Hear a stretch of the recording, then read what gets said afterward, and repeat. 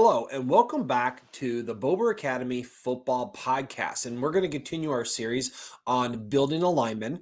We've gone from the feet to the knees to the hips, and now we're going to talk about the back and core. And we're joined today by Nolan Clausen with Midwest Movement. And excuse me. As a quick reminder, for those of you out there listening or watching, if you are listening to this, be sure to click the subscribe button on whichever podcast device you have. If you want to listen to our podcast, go to any podcast forum out there and click the subscribe button so you get notified. If you're watching this on YouTube, click the subscribe button on that channel and the notification bell. You'll be told whenever we do drop a new episode. And if any social media channel out there, please feel free to subscribe, comment, like, retweet, share, all the things that go on in the social media world. Help us spread the message of making better offensive linemen. And, you know, our mission here at the Bober Academy is to train and develop superior linemen to dominate on the gridiron. So we bring in people like Mr. Nolan Clausen. He is one of the co-owners of Midwest Movement. And today we're going to talk about the core and back area. And it's such an important part of being any kind of athlete. But, you know, you probably think we're going to talk about doing a lot of abs exercises and back exercises. But Nolan's here to tell you that you can become a much, much stronger individual by just learning how to breathe right. So Nolan, give us your spiel on the core and how we can make these guys stronger. All right. So I'm just going to flat out say, get rid of your crunches, get rid of your Russian twists, things like that. Because in my opinion, they're not doing a whole lot for you if you don't have the foundation correct, which is breathing. So I come at this from a research standpoint.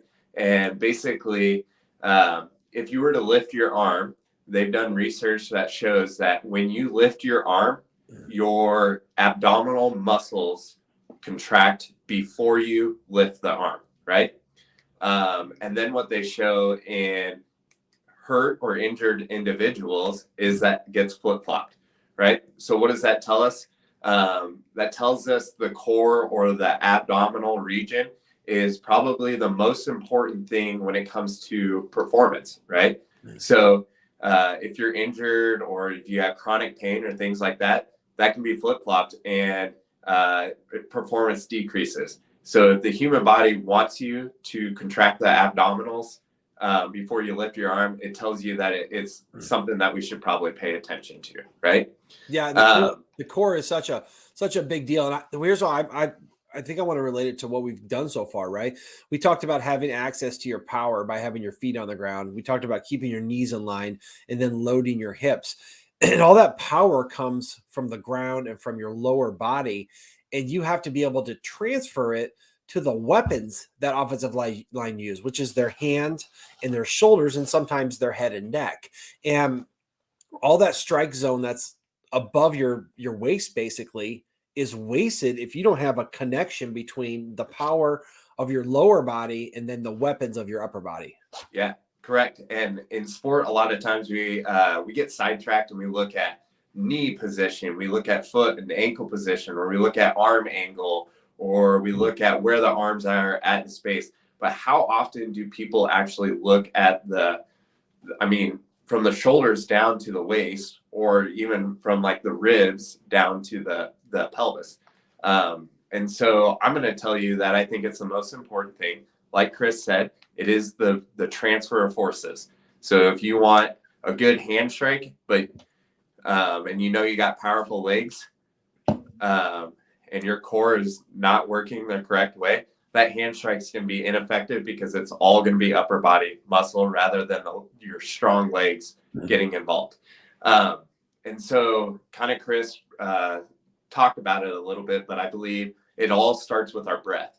And if you guys are just listening, I highly recommend watching this on YouTube, because we are going to be drawing right behind me a little bit to kind of show why breathing has its place in the athletic performance world. So right here we have a side view of our spine and our rib cage, right?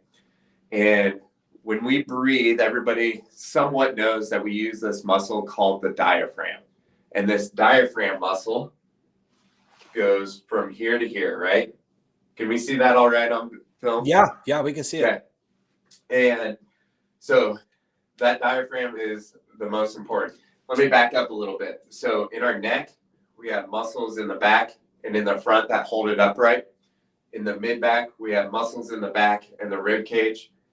In the low back, we have muscles in the back, and then we just have soft, squishy organs in the front. So it doesn't seem like a great strategy, but this is where breathing comes into play.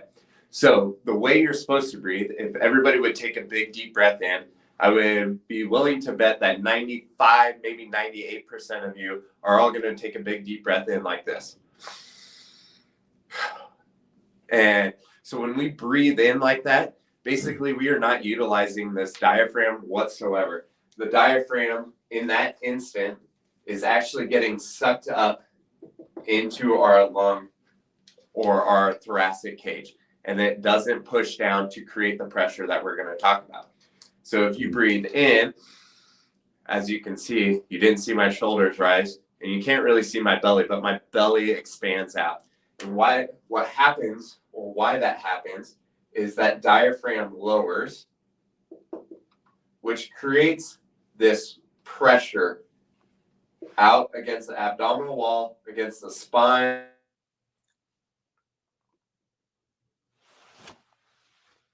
Abdominal pressure. This inter-abdominal pressure is what supports our spine in the front so that the low back muscles don't have to do all the work. Think about it. When you cough, or when a coach tells you to grunt before you lift or before you throw, like in shot putters, it's very common, or tennis, they grunt. And the reason they do that is when you grunt, your abdominal muscles have to flex, right? And that flexion or that contraction of those muscles is what creates this intra-abdominal pressure so the spine is safe. Now, if your diaphragm, or you're breathing up through your chest, basically that diaphragm goes up like this, which then causes a vacuum in this abdominal region. And why that's bad is it just sucks everything in, right? That makes these back muscles have to work extra hard. And I guarantee you that after a lot of people that aren't breathing correctly or using that pressure, after doing deadlifts or a bunch of bending over and things like that, those low back muscles are on fire. And if you just feel back there, just rub your hand across. If you can feel a lot of meaty tension in there, that means we're probably overusing those a little bit, right?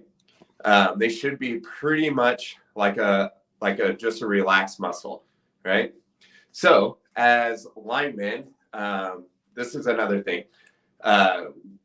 If we're breathing with that diaphragm, we want that belly to expand. We want our belly to breathe in. When we breathe in, our belly to expand out, right?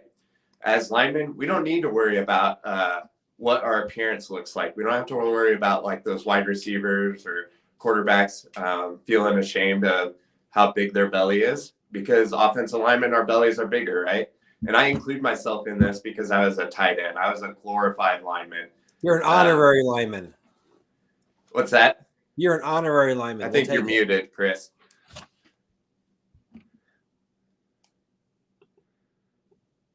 All right. So can you hear me now?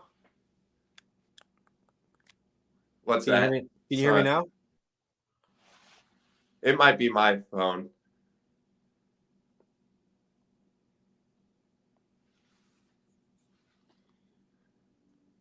Huh. You can hear me all right, right? Yeah, I can hear you. Can you hear me? Yeah, I can't hear you for some reason. But anyways, so one of the things like that I'm going to just keep rambling if that's okay, Chris. Basically, what we want to do is when we breathe in, and we breathe in through our nose, we want our belly to expand. This creates this pressure. So the ability for our belly to get tight, and so that like say somebody were going to walk up to you and they were going to punch you in the belly as hard as they can. You would not suck your belly in to do that. If you suck in and they punch you into the belly, there's a good chance that they're going to be able to hit all your internal organs and your spine, maybe if you're that skinny. But if you push your belly out before they go to punch you, it's going to feel like a brick wall for that person's hand because you can create that pressure. So one of the things that we kind of talk about, and I'm going to stand up on this chair so you can see my belly, is in offensive line. So when we go to block, we have a tendency to arch our back and lean way back like this, right? If we can get those ribs and the pelvis over the top of each other and then strike right here and keep everything, the ribs and the pelvis in line with each other, we are going to be way more successful. I heard something interesting the other day, how they were trying to see how fast somebody's 40 was, is basically they were having them stand up against a wall and see how much strength they could have if somebody pushed their knee down towards the ground. And the stronger you were with that, then the faster your 40 was, right? Well, so I did a little test on myself, and basically I arched my back, held my knee up here and had somebody push, and it's like really, really, really weak. But then I went pelvis over the ribs, held my leg up here and try to push, and I can sit here all day and nobody could push my knee down. So in my mind, that's a little bit of a bias why the abdominals is the correct thing. So you might be thinking like, well, how do I work on this? It's seriously just as simple as laying on your back for 3 minutes at a time in the day and trying to just breathe in through your nose and expand that belly so we can create that pressure with the abdomen. The other thing that we can do is in any of our lift, try this with all of our auxiliary lifts, such as shoulder press and bicep curls and things like that. Try to make those not necessarily a workout for those muscle groups, but make it a core exercise. Get your ribs stacked over your pelvis and try to breathe in through your nose and create pressure out with our belly. So, and then do your lifts and try to hold that pressure with our belly. So like in the weight room, we see a lot of people wearing weight belts. And now belts, I'm not a big fan of because basically you're relying on that belt. You don't get a weight belt when you go out on the football field.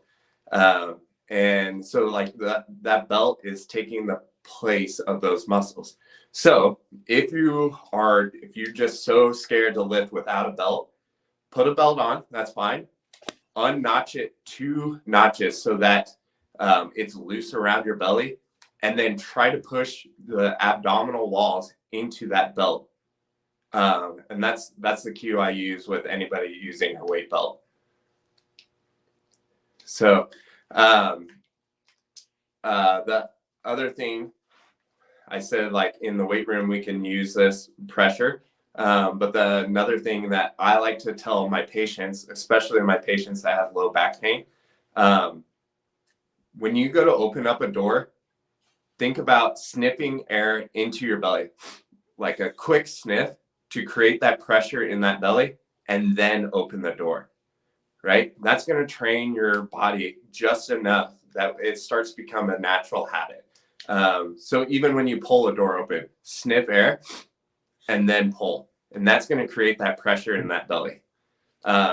If you look at some of the best athletes in the world, the difference I believe between a professional and the reason some of us amateurs are not at the professional level is they inherently create this belly pressure and are able to explode all the rest of their moving parts and muscles off of that pressure better than anybody else. Chris, I would be willing to bet that if we checked, you actually were able to create really good intra-abdominal pressure and you had no idea. I mean, I don't know your full story, but you pretty much had all the odds stacked against you going to a smaller school and then making it into the NFL, right? So that's my Yeah, it's interesting. Like when I played football, I had like coaches and other players tell me how I was just like really like stout and strong. You know what I mean? And I don't know if I ever consciously worked on breathing, but I know that it was within a year or two of like starting in the NFL that I started to kind of have a few back issues, and the trainers at the New York Giants got me on a back program, and it's funny. It was just kind of where you lay on your back and do like dead bugs, and then you do bridges and stuff. And the start of it was to get down and get totally compressed, like into the ground, and really focus on breathing to feel your abs engaging, and then to do the exercises. So I didn't really focus on breathing. I just focused on like trying to stay like solid, and just probably transferred over to a lot of things I did. right. And and I would say that a lot of the pro athletes, you'd like to think that they have some of the best trainers, but that's not always the case. But because these pro athletes have inherently just done these things for years, they don't have to focus on it quite as much. Um, I love looking at pictures of standstill footage of athletes, like when they're delivering a kick or a boxing strike, or like in offensive lineman, a block or a baseball thrower right at that release point, or golfer right at impact. Like all these things, if you just take a still shot of a lot of these pro athletes, their ribs and their pelvis are going to be stacked right over the top of each other. They're not going to have what we would call like an open scissors position where their back is overarched, and that their abdominal muscles are stretched. It's going to be a very, very tight block right there. And then the other thing is, like, in bodybuilding and physiques and just basic aesthetics, people always desire this like V taper, right? Well, offensive lineman, we don't have to worry about that, right? But basically, that V taper in our clinical mindset is actually a dysfunction. And if you look at some of the best athletes in the world, they don't have that V taper. And they just look like solid blocks. And then they have these little abdominal muscles that pop out on top of that solid block. Yeah, and again, it's offensive linemen, so you're telling us just let the belly hang out, man, because Yeah, that's a good thing. It's a point of pride for a lot of O linemen to wear. It's kind of funny wear cutoff shirts and their belly hangs out, but that's a show of strength. I did want to ask you a question because I know that offensive linemen, especially in drill work, which is where I do a ton of my work, because football doesn't get to be played a lot, just a lot of injuries, and you can't have too much contact. right, But I see a lot of guys who will go and do their block and they're straining to roll their hips, but they end up like arching their back.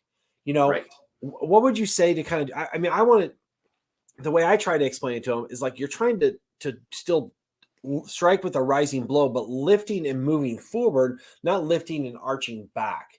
You know what I mean? So, what advice would you have for O linemen as they, even in drill work, as they try to roll their hips, but not to like let their head go back? right.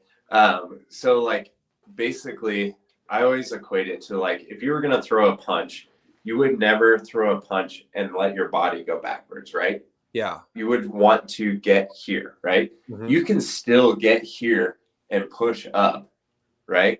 Mm-hmm. And then the other piece is basically tucking that tailbone. Often it's because we're so conscious in the squat patterns, like with a barbell on our back doing back squats, so conscious of not letting our spine round that we like over accentuate this Mm. sticking our butt out. I think it kind of enforces some bad habits. So that's one reason why I'm not a huge fan of a back squat, especially in the younger athlete. And basically it's just because we're training this over patterning. So like, yes, I don't want your spine to round when we're back squatting, but I want it to stay straight up and down. I don't want to see overarch, and I want to see right here. So like you said, you can't train this too much, because like if we went contact, 7 days a week, there would be a lot of injuries. But what you can do is in the weight room, just really, really focus on keeping, our pelvis right over the top of our ribs, or our ribs right over the top of our pelvis, and not getting that overextended position where we, get out of line or Yeah. chest out. Yeah, and I even see this for offensive linemen, especially in drill work, but like in pass protection, because you're really kind of sitting back and like holding your ground, but it really isn't arching to hold your ground. You can still have a forward lean, but having your hips low enough so that you have a center of gravity rather than pushing, striking and pushing back like that to strike and just still stay solid, right? Try to stay engaged. And I think that's a coaching point that I'll use in my guys. Like we're not trying to push them and then push ourselves back. We're trying to stay solid, but not, overextend backwards. And here's just a simple test, that Chris, you could even do with your offensive lineman, or people could try at home. Go down into a plank position, whether it's on your elbows or on your hands. Plank there for like 30 seconds. And after like 30 seconds, either have someone or reach back if you feel you're strong enough to just go on one arm, and see, are your back muscles like, do they feel like salamis, or are they pretty, not a ton of tension? Or even if you have back pain with doing a plank, you need to get your ribs and your pelvis in a better position, and probably breathe deep into that core so that we feel it more in the abs than the back. A plank is not a back exercise. It is a core exercise. Yeah. And the back and the core get kind of tied together because they're always so close. And I heard another interesting thing there when you talked about the tennis players grunting and I'm going to look at tennis in an entirely different manner now that I know that the grunting is an, activation of their core muscles. But would you say that offensive linemen, when you hit something, to grunt so that you're, I mean, I just feel like we Yeah, can grunt anyway because we're kind of hogs. And, to grunt when you hit something, that way you kind of feel like you're engaged with your abdominals. I absolutely. Anytime we're in practice or lifting, like medicine balls, there's a reason they have you throw medicine balls, and it's because they want you to get that timing of your core down. They might not preach it that way, but that's anatomically what we're trying to do. So anytime you throw a medicine ball against a wall, I want you to grunt right as you explode. If you're working on bags, I want you to grunt every time you hit that bag. That is a perfect time to do it, and it becomes second nature. It's like there's a reason you're practicing these things. Mm-hmm. You want to make sure that you get that timing right. And it's going to come second nature, so that like when you go out onto the playing field, you wouldn't have to grunt, but you might do it. Who cares? Yeah, and the football field, it doesn't matter. And I Right. remember putting in my toughest blocks, double teams, and coming off the ball. There was a lot of grunting going on Yeah. between me and my fellow O linemen, and I didn't know that was just a technique. So I'm going to call it the grunt technique. Yeah. But I'm going to incorporate that part of it just to try to get them to feel that activation there. So that's an awesome tip. Yeah. To grunt when you strike. Yeah. So like I just cough right now. Just Yeah, I feel my like, muscles tense up. yeah. And so that's what's happening when you grunt. Yeah. That's so cool, man. Well, we have packed this in here with tons and tons of information. But one last thing, Nolan, you said something you can practice, and I'm in some networking groups with Nolan, and he said to practice breathing when you're driving, when you're at a stoplight, right? When you get to a stoplight, just breathe through your, with your stomach expanding, and it kind of starts to take over a second nature. And for you guys out there watching it, whether your coaches or players, when you're driving, that's a great time to engage it. And when you're sitting in class, sit there and try to breathe. I mean, students sit all day long, these high school kids. So practice that breathing, and that's going to make you a ton stronger, right? Absolutely. Yeah. We say it all the time. Stop light breathing so you don't pull out your cell phone. at a stoplight.